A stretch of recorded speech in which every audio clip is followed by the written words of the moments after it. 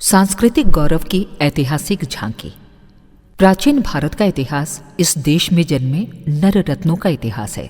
भारत भूमि ने अन्न, वृक्ष, खनिज जैसी प्रकृति संपदाएं उत्पन्न करके भौतिक संपदाओं के ही भंडार नहीं भरे, वरन देव मानवों का भी प्रचुर मात्रा में उत्पादन किया। घर घर में नर रत्नों की खान थी। किसकी चमक कितनी प्रखर है, इसकी प्रतिस्पर्धा रहती थी। महानता की कसौटी पर किसका कितना बढ़ा चढ़ा मूल्यांकन होता है, इसी महत्वाकांक्षा से हर किसी का मन उद्वेलित रहता था।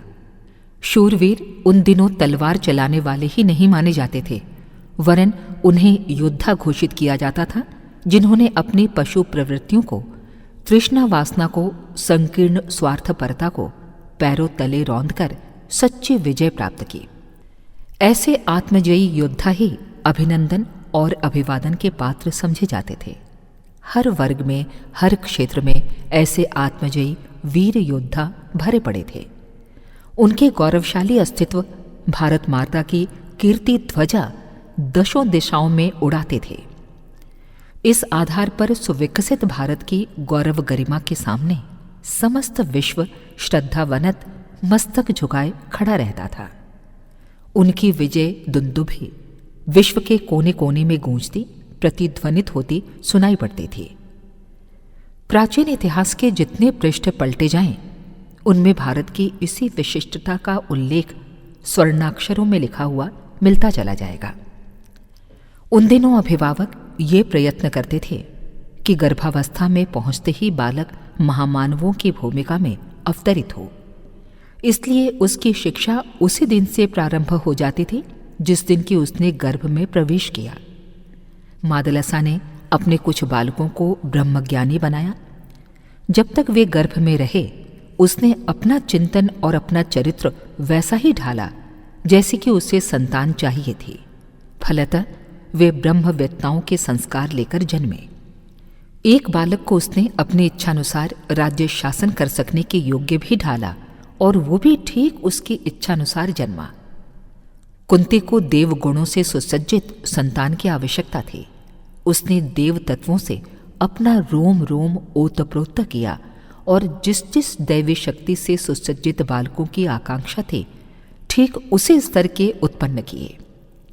सूर्य गुण संपन्न कर्ण, इंद्रपुत्र अर्जुन, धर्मराज का बेटा युधिष्ठिर, पवन पुत्र भीम, अश्वनी कुमारों से नकुल, सहदेव उत्पन्न माने जाते हैं।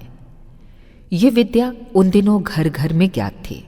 सभी जानते थे कि अभिभावकों की आकांक्षा, निष्ठा और क्रिया जिस स्तर की होगी, वैसे ही बालक जन्मेंगे। इसलिए बच्चों का शिक्षण अभिभावक आत्मनिर्माण के रूप में आरंभ करते थे। अंजनी को जैसा बालक अभीष्ट था, वैसे उसने गर्भावस्था में तैयारी की। रामकाज किन्हें बिना मोहे कहाँ विश्राम वाली क्षमता को लेकर ही हनुमान जन्मे। वे वज्र अंगी बजरंग अनायास ही नहीं थे। माता की महत्वाकांक्षा के अनुरूप ही ये निर्माण संभव हुआ था। राम चाहते थे कि उनके बालक विशिष्ट महानता से ओतप्रोत हों।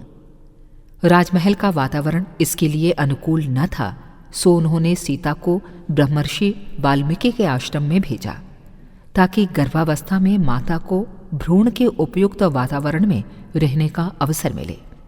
लवकुश जन्मे तो वे ठीक वैसे ही थे जैसे कि उनके अभिभावकों ने चाहा था। शकुंतला कण्व ऋषि के आश्रम में पली थीं। उसके पेट में दुष्यंत का गर्भ आया तो उसने यही चाहा कि संतान अपने देश का मुख उज्ज्वल करे। फलतः सिंह शावकों से खेलने वाला भरत उसकी कोख से जन्मा, और उस महाप्रतापी के पुरुषार्थ ने उसी के नाम पर इस पूरे देश का नामकरण भारतवर्ष के रूप में कर दिया। नचिकेता के उदारचेता पिता वाजश्रवा जब समस्त धन धान्य लोक मंगल के लिए दान दे चुके, तो उसने पूछा, आप लोभ त्याग की परीक्षा में सफल हो चुके, फिर मोह त्याग में क्यों असफल होते हैं? मुझे खिलौना बनाकर अपने पास क्यों रखना चाहते हैं? लोक मंगल के लिए मुझे भी दान क्यों नहीं दे देते? वाजश्रवा ने पुत्र को अपने से बढ़कर आदर्शवादी देखा तो हर्षोल्लास से उनकी आंखें डबडबा आईं। उन्होंने तत्काल महातपस्वी यमाचार्य के हाथ में अपने पुत्र नचिकेता का हाथ सौंप दिया और वो ब्रह्मवेत्ता बनकर इस विश्व वसुधा का गौरव बढ़ाने में समर्थ हुआ। आद्य शंकराचार्य की माता अपने इकलौते पुत्र को भौतिक प्रगति में सुख समृद्धि युक्त देखना चाहती थीं। पुत्रवधू और पौत्र के साथ रहने के लिए लालायित थीं। माता की मोह ममता को उनके 10 वर्षीय बालक ने चतुरतापूर्वक तोड़ मोड़ कर फेंक दिया। प्रसिद्ध है कि वे नदी में नहाने के समय मगर ने पकड़ा चिल्लाकर बोले कि मुझे शंकर जी को दान करो, अन्यथा मगर खा जाएगा। माता ने अपना बालक शिवजी को दान कर दिया। वे मगर के मुंह में से छूटकर बाहर आ गए और परिव्राजक बनकर भारतीय संस्कृति का पुनरुत्थान करने में समर्थ हुए। कुंती अज्ञातवास की अवधि में अपने बालकों को लेकर एक ब्राह्मण परिवार में छिपी हुई दिन काट रही थी। उस गांव में हर घर से एक मनुष्य राक्षस द्वारा खाए जाने का क्रम चल रहा था। उस दिन आश्रयदाता ब्राह्मण के इकलौते पुत्र की बारी आ गई। 5 बच्चे मचल पड़े, हम में से एक राक्षस के सामने क्यों न चला जाए और ब्राह्मण बालक को क्यों न बचा लिया जाए। उनके प्रबल आग्रह ने कुंती को बात मानने के लिए बाध्य कर दिया। अब इस सौभाग्य का लाभ कौन उठाए, इस पर सब बच्चे आपस में लड़ने लगे। अंततः गोली निकालकर भाग्य का फैसला कराया गया। निर्णय भीम के पक्ष में हुआ। वो राक्षस के सामने हंसता उछलता चला गया और स्वयं शिकार बनने के स्थान पर उल्टा उसे ही मारकर आया। बच्चे उन दिनों जानते थे कि मरना भी यदि उद्देश्य के लिए संभव हो सके तो वो 1000 बार जीने की अपेक्षा कहीं अधिक श्रेयस्कर है। गृहस्थ जीवन में भी जनसाधारण के बीच आदर्शों की घोर प्रतिद्वंद्विता और प्रतिस्पर्धा ठनी रहती थी। कौन किससे आगे निकलता है, ये चुनौती अपने अपने क्षेत्र में हर कोई अपने साथियों को देता रहता था। राम और भरत में दोनों के सामने ऐसा ही धर्म संकट उत्पन्न था। दोनों ही चाहते थे कि त्याग और आदर्श के क्षेत्र में उनकी हेठी ना होने पाए। राज्य हमें नहीं दूसरे को मिले, इस प्रतिद्वंद्विता में कोई हारा नहीं। फैसला ये हुआ कि राम की तरह ही भरत भी 14 वर्ष तक तपस्वी जीवन जिएंगे।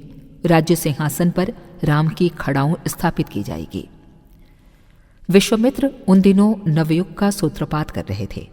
उन्हें साधनों की आवश्यकता थी। उनके शिष्य हरिश्चंद्र ने पूर्ण निस्पृहता का परिचय दिया। अपनी सारी संपदा ऋषि के हवाले कर दी। कमी पड़ी तो अपने को, स्त्री बच्चों को बेचकर प्रस्तुत आवश्यकता की पूर्ति का आदर्श प्रस्तुत किया। सुदामा के गुरुकुल की अभावग्रस्त स्थिति दूर करने के लिए कृष्ण ने अपनी द्वारिका की संपत्ति का अधिकांश भाग ऋषि सुदामा को सौंप दिया था। राजा कर्ण को विपुल वेतन मिलता था। वे अपनी दैनिक आय में से निर्वाह की न्यूनतम राशि लेकर शेष उसी दिन सत प्रयोजनों के लिए दान कर देते थे। मरते समय दांतों में लगा सोना तक दान कर जाने वाले कर्ण की परंपरा उन दिनों सभी सुसंपन्न व्यक्तियों में प्रचलित थी। कभी किसी के पास धन जमा हो भी गया तो विशिष्ट अवसर सामने आते ही उसने भामाशाह की तरह अपनी सारी संपदा प्रताप जैसे प्रयोजनों के लिए सौंपते हुए अपना भार हल्का कर लिया। राजा जनक व्यक्तिगत निर्वाह के लिए कृषि करते थे और स्वयं हल चलाते थे। राजकोष प्रजा की अमानत था और उसी के लिए खर्च होता था। ऐसा ही आचरण अन्य राजा भी करते थे। रानी अहिल्याबाई के राजकोष में से अधिकांश धर्म प्रयोजनों के लिए खर्च होता था। राजनैतिक विकृतियों का निवारण करने के लिए प्रस्तुत अश्वमेध योजनाएं और सामाजिक अव्यवस्थाओं के निराकरण के लिए प्रस्तुत वाजपेयी यज्ञ अभियानों में न केवल राजाओं के राज्य कोष खाली होते थे, वरन संपन्न लोगों की संपन्नता भी झाड़ बुहार कर साफ कर दी जाती थी।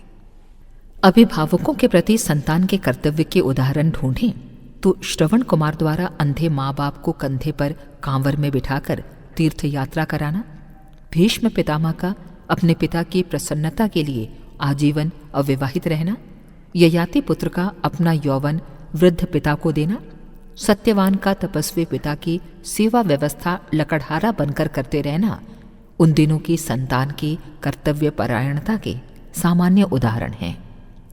पतिव्रत धर्म निर्वाह करने वाली सावित्री, दमयंती, सीता, गांधारी सर्वत्र मिलेंगी।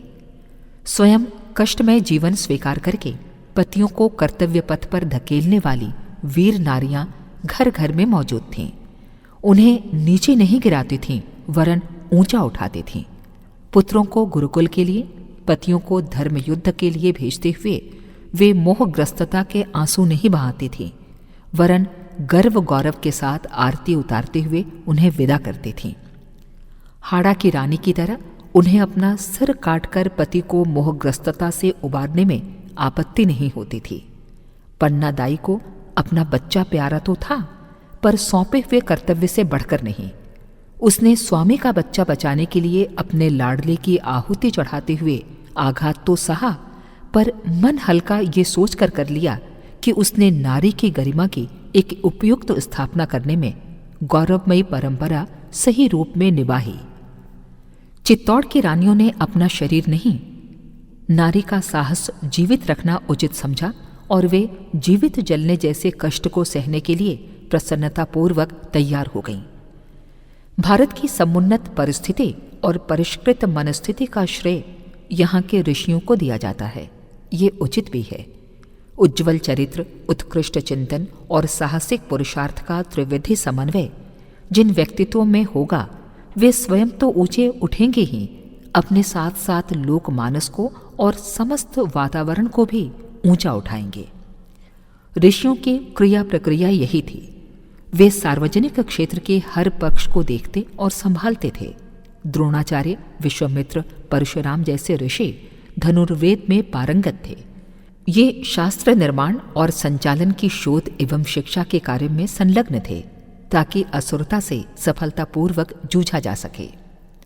चरक, सुश्रुत, बाणभट्ट, अश्वनी कुमार, धन्वंतरी जैसे ऋषि स्वास्थ्य संबंधित और चिकित्सा के रहस्यों को ढूंढने और उन्हें सर्वसाधारण के लिए प्रस्तुत करने में संलग्न थे। नागार्जुन, हारित, सुषेण जैसे ऋषि रसायन विद्या के विकास और विस्तार में जुटे थे। विश्वकर्मा, शतुधन जैसे ऋषियों ने शिल्प एवं वास्तुकला के संबंध में जो खोजा, उससे विश्व सौंदर्य में असाधारण वृद्धि हुई। नारद, उपमन्यु, उद्दालक जैसे ऋषि स्वर शास्त्र के सामगान में पारंगत थे। उन्होंने गायन वादन की कला के मर्मों से जनमानस को आंदोलित किया और उसके रसास्वादन का विधि विधान समझाया। उत्कच, विद्रुद्ध, महानंद जैसे ऋषि कृषि और पशुपालन का विज्ञान विकसित करने में जुटे थे। व्यास परंपरा के ऋषियों ने शास्त्र रचना की मुहिम संभाली। सूत परंपरा के ऋषि प्रवचन करता थे। चाणक्य, याज्ञवल्क्य, कण्व, धौम्य जैसे ऋषियों द्वारा विश्वविद्यालय स्तर के शिक्षा संस्थान चलाए जाते थे। छोटे बड़े गुरुकुल तो प्रायः सभी ऋषि चलाते थे। कपिल, कणाद, गौतम, पातंजलि जैसे दार्शनिकों द्वारा विश्व मानव की बौद्धिक क्षुधा बुझाने के लिए बहुमूल्य प्रतिपादन किए जाते रहे। वशिष्ठ, शुक्राचार्य, विदुर आदि ऋषि राजतंत्र का मार्गदर्शन करने में निरत थे। च्यवन, दधिची आदि ऋषियों ने तप साधना करके मानवीय अंतस्थल में छिपी रहस्यमय शक्तियों के उपयोग का पथ प्रशस्त किया था। लोक मंगल के अनेकानेक प्रयोजनों में ये ऋषि वर्ग के लोग निरंतर संलग्न रहते थे। व्यक्तिगत सुख सुविधाओं को परामर्श प्रयोजनों के लिए निछावर करते रहने में हर व्यक्ति ने यहाँ अपने को सौभाग्यशाली माना है। दधीची ने अपनी अस्थियां निकालकर देवताओं को दे दी। शनुशेष नरमेध की प्रथम आहुति बनने के लिए आगे आया। मोरध्वज को पुत्रदान में संकोच नहीं हुआ। शिवे ने अपना मांस निकालकर दे दिया। हरिश्चंद्र ने अपनी सभी संपदा विश्वामित्र को सौंप दी। संयम राय ने अपने स्वामी पृथ्वीराज का प्राण बचाने के लिए अपने अंग काट काट कर गिद्धों को दे डाले और उस समय की स्वामी सेवक के बीच बने रहने वाली वफादारी का उदाहरण प्रस्तुत किया। संचित पूंजी को परमार्थ के लिए सुरक्षित अमानत भर माना जाता था। समय आने पर देने में किसी को कोई संकोच नहीं होता था। भारत की सर्वतोमुखी प्रगति और गौरव गरिमा के अंतराल में वस्तुतः यही महानता का भावनात्मक इतिहास छिपा पड़ा है। इसी के फलस्वरूप ये देश भौतिक संपदाओं से सुसंपन्न रहा। हर्षोल्लास के प्रचुर साधनों के भंडार भरे रहे। शारीरिक बलिष्ठता और मानसिक प्रबुद्धता का स्तर बहुत ऊंचा रहा। मनुष्य के बीच सघन आत्मीयता बिखरी पड़ती थी। मिलजुल कर कमाने और खाने की प्रवृत्ति ने हर क्षेत्र में संतोषजनक प्रगति का पथ प्रशस्त किया था। संयमशीलता, सज्जनता, सादगी और शालीनता की विभूतियां हर व्यक्ति को उपलब्ध थीं। गुण कर्म स्वभाव की उत्कृष्टता में एक दूसरे से आगे बढ़ने की प्रतिस्पर्धा में निरत था।